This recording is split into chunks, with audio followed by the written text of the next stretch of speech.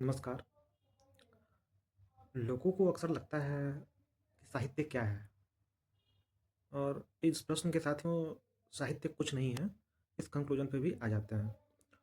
कुछ लोग का तो मानना है साहित्य को पढ़ने या पढ़ाने की आवश्यकता भी नहीं होनी चाहिए क्योंकि साहित्य में ऐसा कोई बड़ा चीज़ नहीं होता है। सबको समझ में आ जाता है और सब लोग ही साहित्य निपुण इंसान हैं। तो एक डिबेट और भी रहता है कि क्या साहित्य से संबंधित, लिटरेचर से संबंधित प्रोफ़ेसर्स को, स्कॉलर्स को उतना स्टाइपेंड नहीं दिया जाए, उतना पारिश्रमिक ना दिया जाए, जितना कि अन्य साइंस और टेक्नोलॉजी जैसे विषयों के प्रोफेसरों या स्कॉलर्स को दिया जाता है। खास करके ये प्रश्न टेक फील्ड के लोग ही उठाते हैं क्योंकि अ, साहित्य मानवीय संवेदनाओं को सिखाता है, लोगों की समझ और परख सिखाता है, आपको मशीन बनने से दूर रखता है, आपको इंसान बने रहने देता है। और टेक फील्ड के लोगों में ये होता है कि एक खूबी होती है कि वो सब चीज़ तो बन जाते हैं, कृत्रिम इंसान तो बना लेते हैं, लेकिन उस कृत्रिमता को अपने मन मस्तिष्क में भी भर लेते हैं और खुद भी एक कृत्रिम इंसान के तौर पर आगे अपना जीवन जीने के लिए अभिशप्त हो जाते हैं। खैर, मेरे मन में इसका जवाब ये आया था कि मानिए मुझे बुखार लगा तो मैंने पैरासिटामॉल खा लिया, अचानक से माथा दर्द होने लगा तो मैंने सेरिडॉन खा लिया, बरसात में कुछ वायरल लग गया है मुझे तो मैंने एज़्थ्रोमाइसिन के साथ एक पैरासिटामॉल खा लिया, और मुझे छाले पड़े हैं मुँह में, होठों पे, तो मैंने ओरासोर लगा लिया, कहीं मुझे घाव हुआ है तो मैंने न्यूएस्प्रिन ऑइंटमेंट लगा लिया।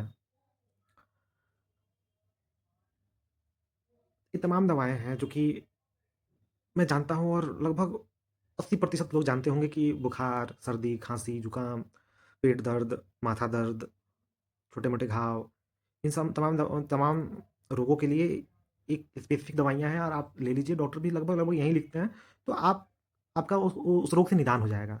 लेकिन क्या ये 4-5 दवाइयों का नाम जान लेना, 15-20 दवाइयों का नाम जान लेना आपको डॉक्टर बना देता है? डॉक्टर कहेंगे, डॉक्टर तो तुरंत अपने बचाव में बताएँगे कि बस यही थोड़े होता है, आप शल्य चिकित्सा नहीं कर सकते हैं। आप पैरासिटामॉल ही खा के रह जाएँगे, इससे आपके लिवर पे असर पड़ता है, ये होता है, वो होता है। चलिए भाई, आपका फ़ील्ड है। अब दूसरे फ़ील्ड में जाते हैं। अ, बेहद सामान्य उदाहरण उठा रहा हूँ, आपके घर में आपका जो गैस स्टोव है, वो कम आँच दे रहा है। आपने गैस स्टोव को खोल के उसके बर्नर को साफ़ किया, अब गैस तेज़ी से तेज़ लौ देने लगा। आप रास्ते में चलते-चलते अचानक आपकी गाड़ी पंक्चर हो जाती है और आप स्टेपनी आदि की सहायता से उस पंक्चर को ठीक करते हैं, स्टेपनी बदल देते हैं और कार आपकी फिर से दौड़ने लगती है। घर में अचानक से लाइट कट जाता है और आप जाके देखते हैं कि फ्यूज़ उड़ा हुआ है, फ्यूज़ बदल देते हैं। अब ये भी सब कोई करता है। ये तमाम चीज़ें अगर हम कर ले रहे हैं, यानी कि हम इलेक्ट्रिकल इंजीनियर हैं क्या? या फिर ऑटो मैकेनिकल इंजीनियर हैं या फिर सब इंजीनियर हैं। 4-5 हम कंप्यूटर चला ही लेते हैं। मोबाइल, छोटा-मोटा मोबाइल अगर खराब हुआ तो पटक के स्विच ऑफ करके ऑन कर दिया, मोबाइल बन गया। तो मैं एक मैकेनिक हम हैं, सब कोई मैकेनिक है। तो मैकेनिक्स का क्या ज़रूरत है? मैकेनिज़्म इनबिल्ट होता है। अब आपको लग रहा होगा कि क्या वाहियात बातें मैं कर रहा हूँ। वैसे ही अगर आप साहित्य के फ़ील्ड से नहीं हैं और दूर से साहित्य को देख रहे हैं, 4-5 कविताएँ जानते हैं, 4-5 उपन्यास को आपने पढ़ लिया है, 4-5 कहानियों को पढ़ लिया है और उतने ही ज्ञान के आधार पे आप कह रहे हैं कि साहित्य कुछ नहीं है, साहित्य बेहद सामान्य चीज़ है, मनोरंजन है और मनोरंजन सब कोई कर सकता है, सब कोई बना सकता है और सब कोई उसका विश्लेषण कर सकता है। मतलब इन टोटल आप साहित्यकारों के रचनाकारों के एक स्वतंत्र अस्तित्व को नकार रहे हैं और कह रहे हैं कि कोई फुल टाइम चीज़ नहीं है। इसको उतना महत्व नहीं देना चाहिए जितना कि अन्य स्ट्रीम्स को या विषयों को दिया जाता है।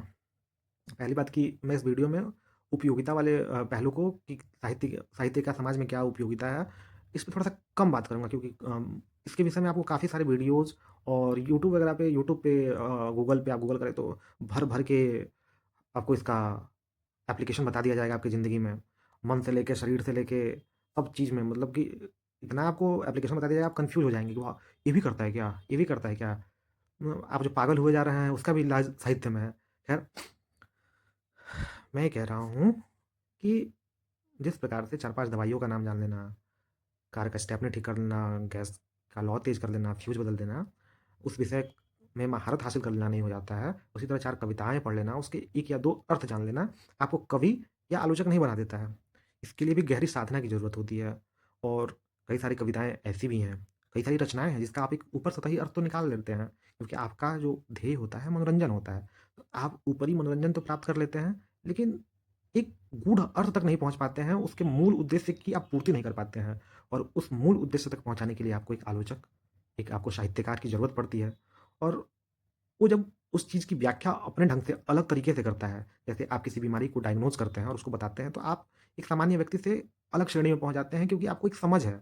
उसी तरह वो अपनी समझ की सहायता से किसी रचना को डिकोड करता है, उसको तब जाके आपको समझ में आती है कि बातें कि इसका अर्थ केवल जो आप समझ रहे थे वो नहीं था, उसका अर्थ कुछ और विशिष्ट अर्थ एक स किसी भी कृति के का एक सामान्य अर्थ है होता है और एक विशिष्ट अर्थ होता है। तो आप किसी एक्सपर्ट की सहायता से ही विशिष्ट अर्थ को की प्राप्ति कर सकते हैं।